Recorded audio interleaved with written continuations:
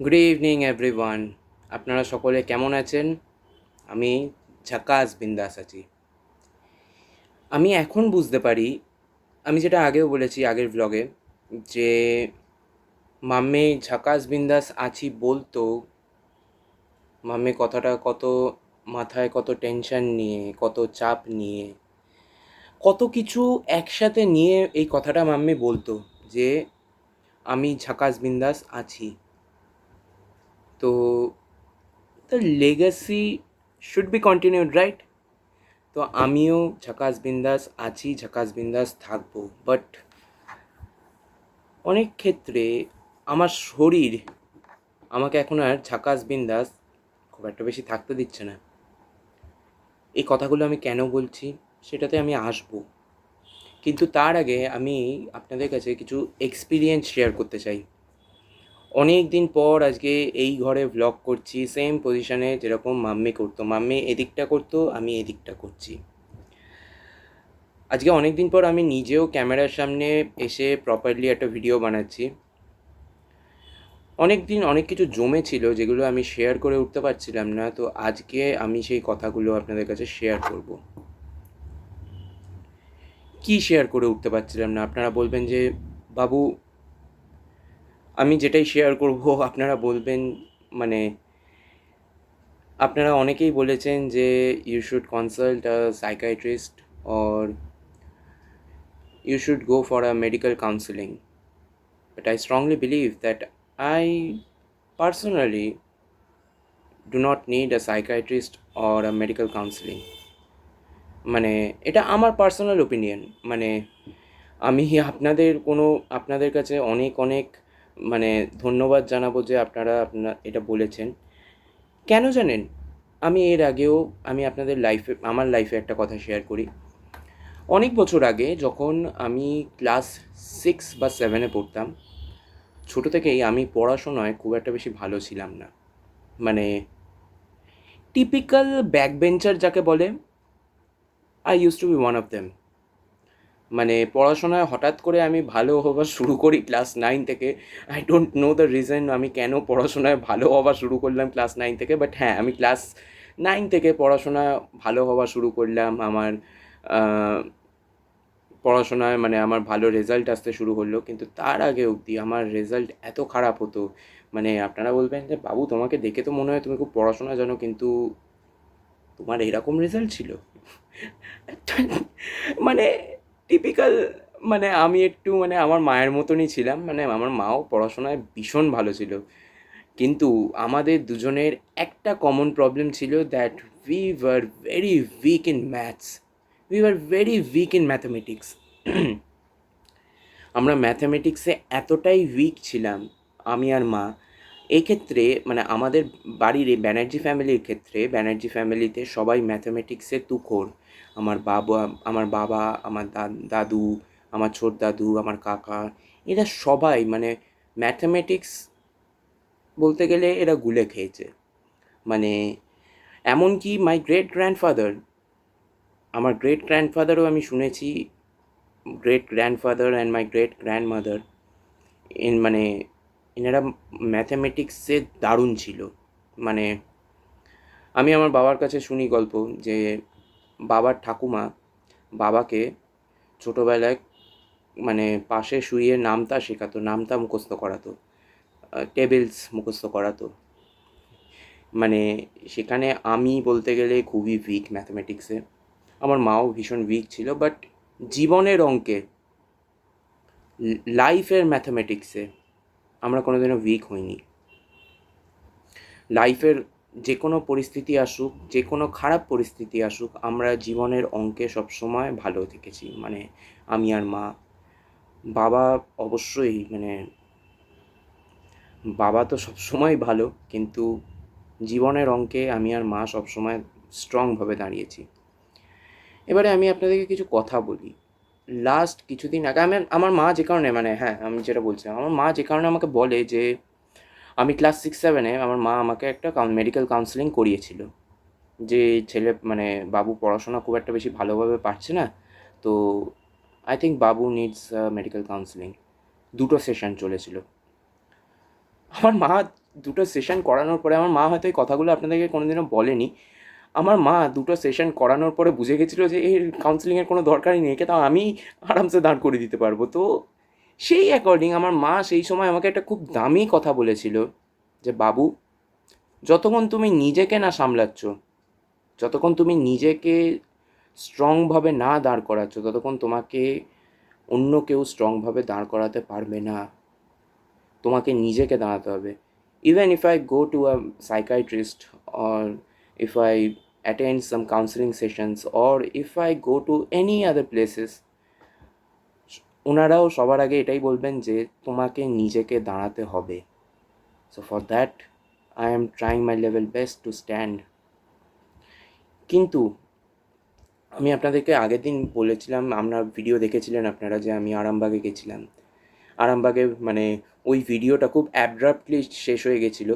এমনকি বাবা যে পোর্শনটাতে কথা বলছিল, হোয়াটসঅ্যাপে ভিডিও পাঠিয়েছিল, এবার হোয়াটসঅ্যাপে ভিডিওটা হাফ এসেছে, ফুল ভিডিওটা আসেনি। তো আমিও খেয়াল করিনি, মানে বেখেয়াল অবস্থায় আমি এডিট করে দিয়েছিলাম। পরে জানতে পারলাম বাবার অনেক কথা আসেনি।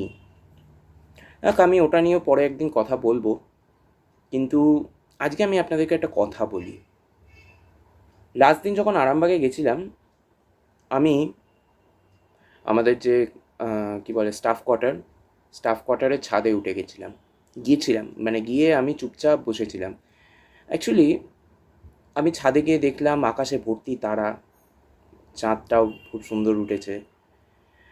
I was actually staring to the stars, মানে I was staring the stars and the moon. আমি অনেকক্ষণ ঘন্টার পর ঘন্টা বসেছিলাম। বাবারা নিচে খেলা দেখছিল, ওখানে মানে বড় স্ক্রিন লাগানো হয়েছিল সেদিনকে, খুব সম্ভবত ইউরো কাপের ফাইনাল ম্যাচ ছিল, ইংল্যান্ড আর স্পেনের। তো সেই খেলা বাবারা দেখছিল। এবার আমার খুব একটা বেশি খেলায় ইন্টারেস্ট নেই, আছে কিন্তু খুব একটা বেশি নেই।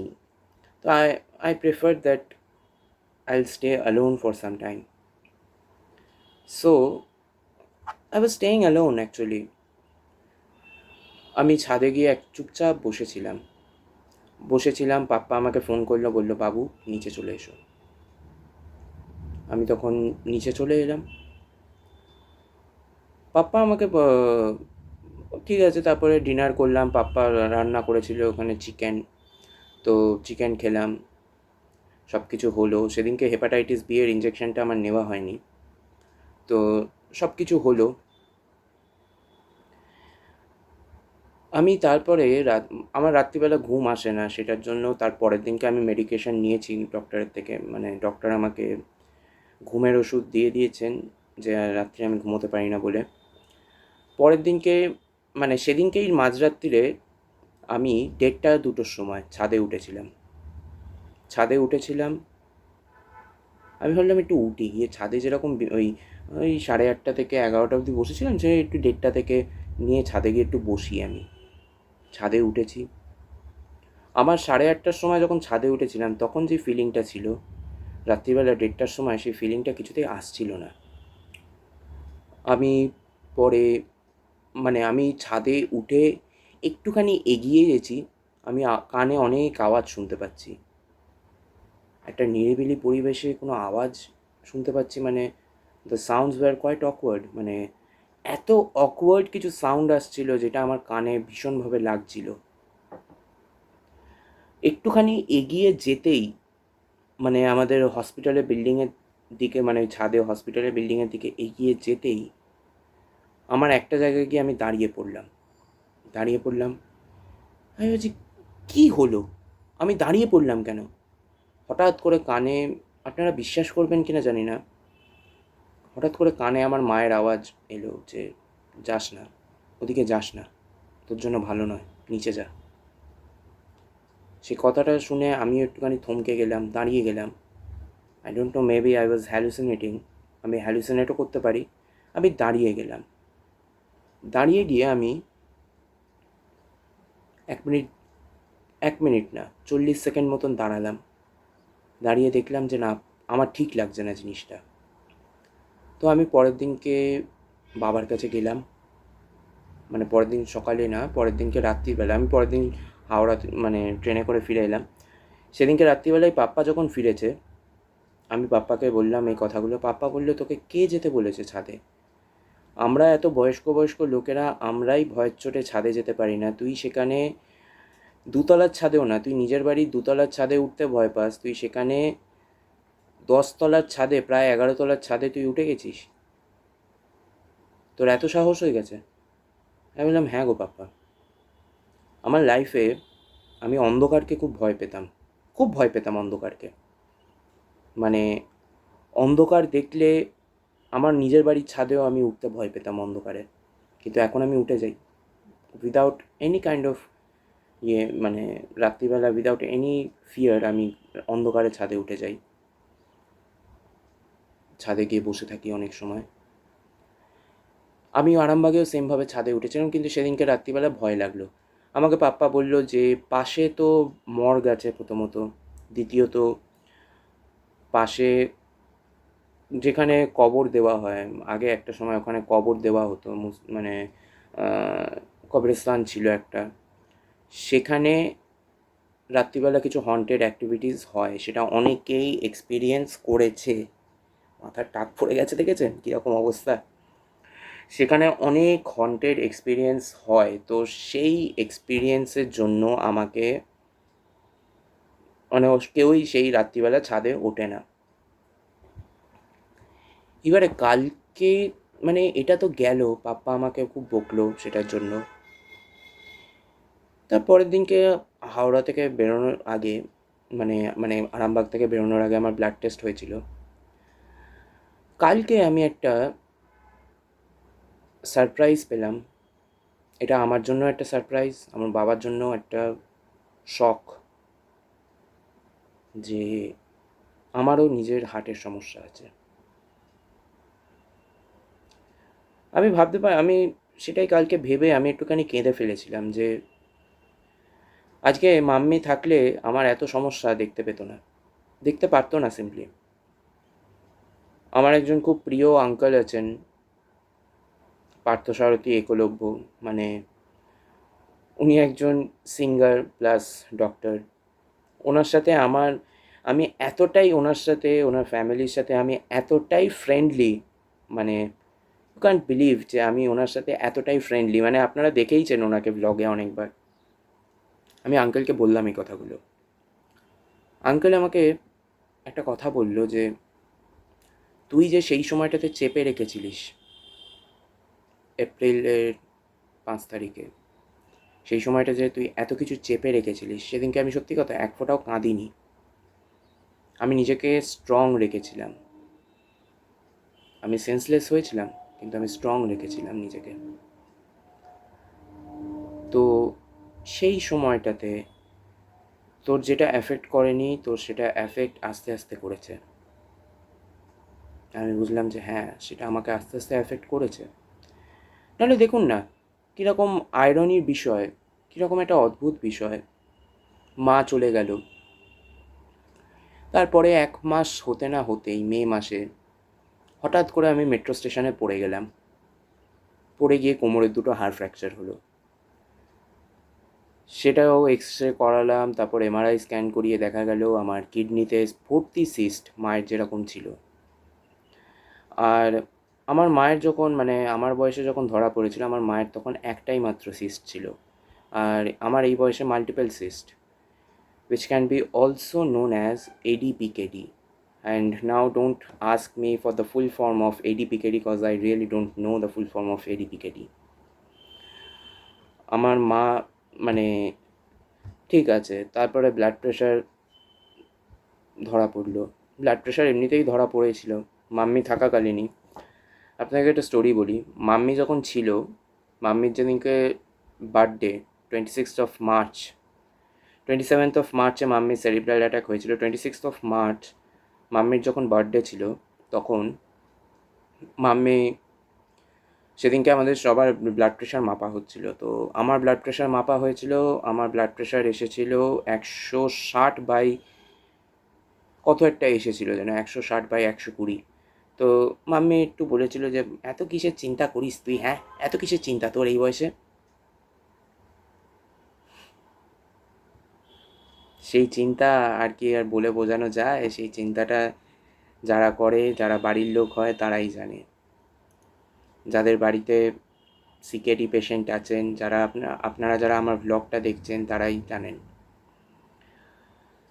তো তারপরে হলো সব কিছুই, মাম্মি চলে গেল। আমার এখন রিপোর্ট এসেছে বলতে আমার ট্রিগ্লিসারাইড ভীষণই হাই। কত লেভেল আমি সেটা বলবো না। ট্রিগ্লিসারাইড হাই মানে হার্টের প্রবলেমের ইন্ডিকেশন দেয়।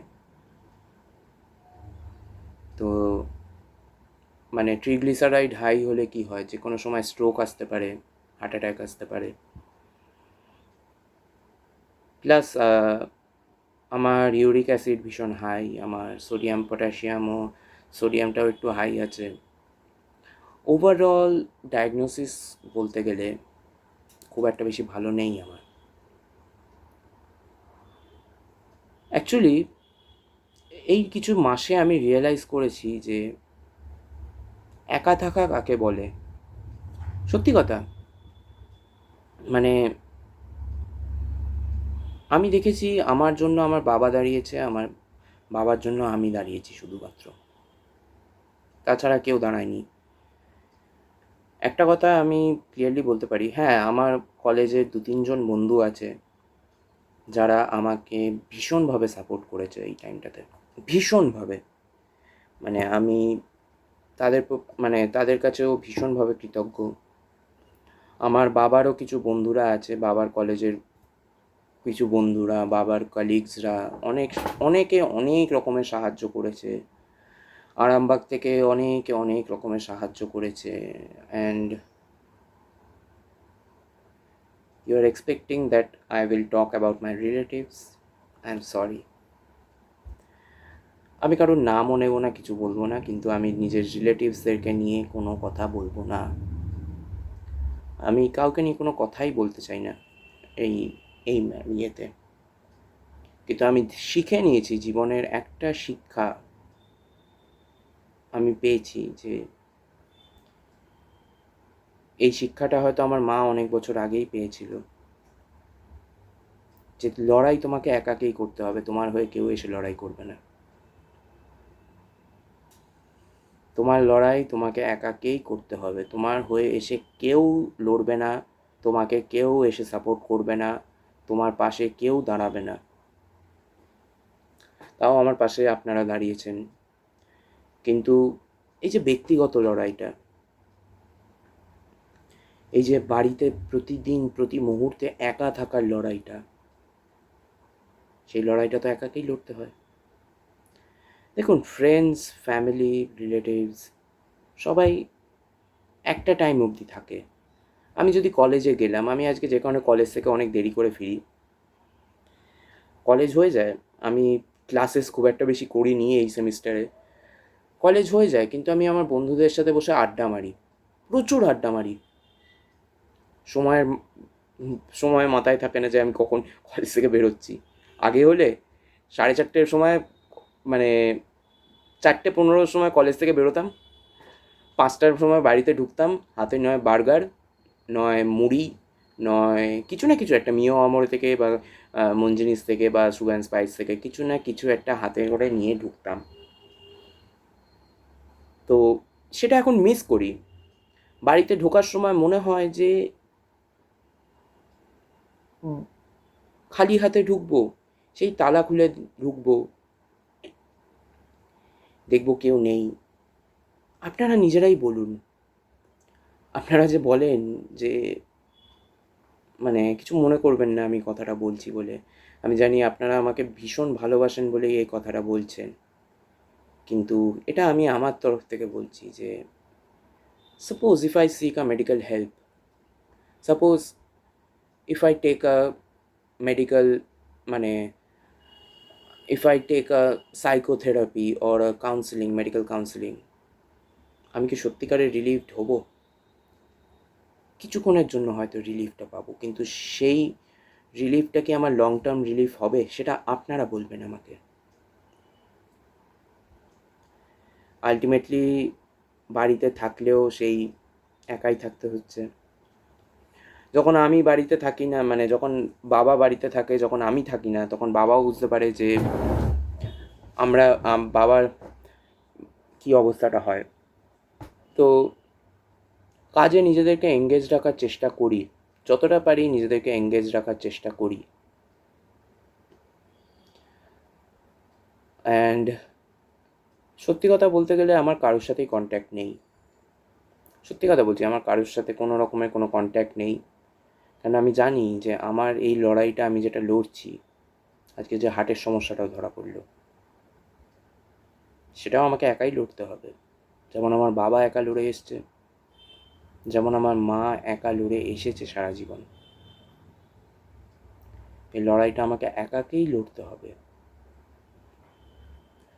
আজকে আপনারা বললে বিশ্বাস করবেন না, মানে আপনারা যারা আমাদের আদ্যা ফ্যাশন মানে কস্তুরিজের পেজটা দেখেন, যারা দেখেন যে আমি ভিডিও করি, সেখানে আপনারা অনেকেই বলেন যে আমি খুব রোগা হয়ে গেছি। সত্যি কথা, আমি খুব রোগা হয়ে গেছি আদতেই। শুধু এই ফেস ফ্যাটটা আর একটু ঝরা বাকি আছে।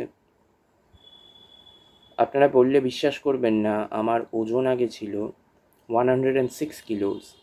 তার আগে অবশ্যই 65 কিলো ওজন ছিল। তারপরে লকডাউনের সময়, লকডাউনের পর মাম্মিকে বলতাম, মাম্মি ভাত খাবো, ভাত খাবো, ভাত খাওয়া বাড়িয়ে দাও। করতে করতে করতে করতে সেটা গিয়ে দাঁড়িয়ে গেল 106 কিলো।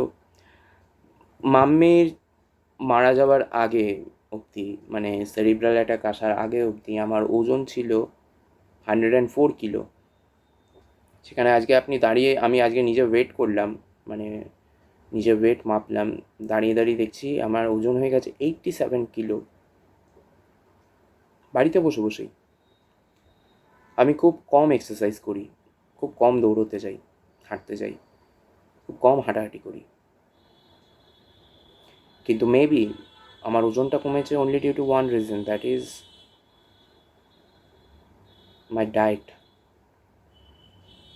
মানে diet is the number one thing in shaping your body.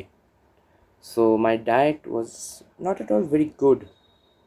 মানে গুড বলতে, আগে যেরকম ছিল বাড়িতে সব রকমের রান্না হচ্ছে, ভাত ভাত খাচ্ছি, মাংস ভাত, তারপরে কুমড়ো আলুর তরকারি, সেই কুমড়ো আলুর তরকারিও আর খাওয়া হয় না।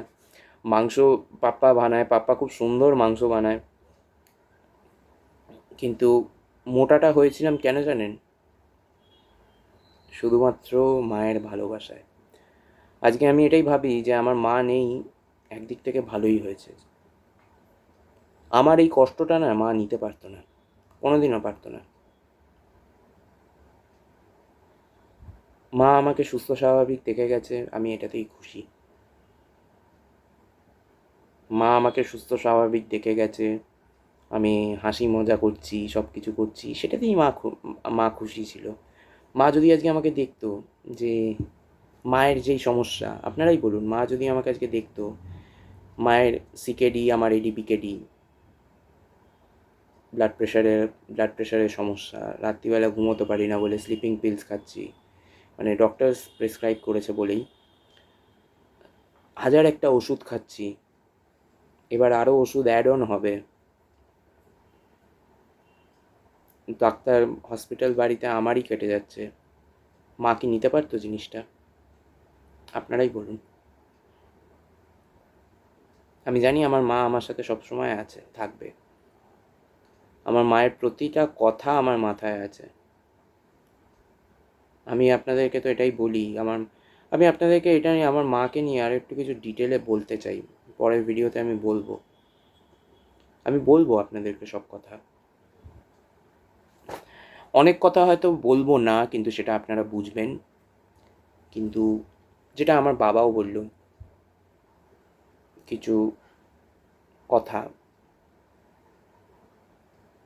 আজকে এইটুকুনি বলতে পারি। আমার ফ্যামিলিতে এতজন ছিল আজকে, ডাকু, গুন্ডা, বিকু, মাম্মি, 5 জনের ফ্যামিলি ছিল আমাদের। মানে অবশ্যই 6 জনের, কিন্তু তাও ডাকু, গুন্ডা, বিকু, মানে লাস্টের দিকে কী ছিল, গুন্ডা, বিকু, মাম্মি, আমি, পাপ্পা, 5 জনের ফ্যামিলি। নিজের চোখে দেখেছি নিজের ফ্যামিলিকে শেষ হতে, নিজের চোখে দেখেছি সেটার এফেক্ট এখানেও পড়ে, সেটার এফেক্ট এখানেও পড়ে। I hope you can understand what I am trying to say. আর এই বলেই আজকে ভিডিওটা শেষ করব, বেশি লম্বা হয়ে যাবে, বলতে বলতে 1 ঘন্টা পেরিয়ে যাবে, কিন্তু আমি আসবো আপনাদের কাছে আরও অনেক কিছু কথা বলতে, আপনারা শুনবেন। তো চলুন, দেখা হচ্ছে পরের ভিডিওতে। আপনারা সকলে সুস্থ থাকুন, আর কমেন্ট করে জানাবেন আপনারা সবাই কেমন আছেন। আর আর কি বলবো বলুন, এইভাবেই চলে যেতে হবে আমাদেরকে, এভাবেই আমাদের নিজেদের লড়াই নিজেদের লড়ে যেতে হবে, এভাবেই একটার পর একটা ব্যাড নিউজ পেতে হবে। তো চলুন, পরের ভিডিওতে দেখা হবে।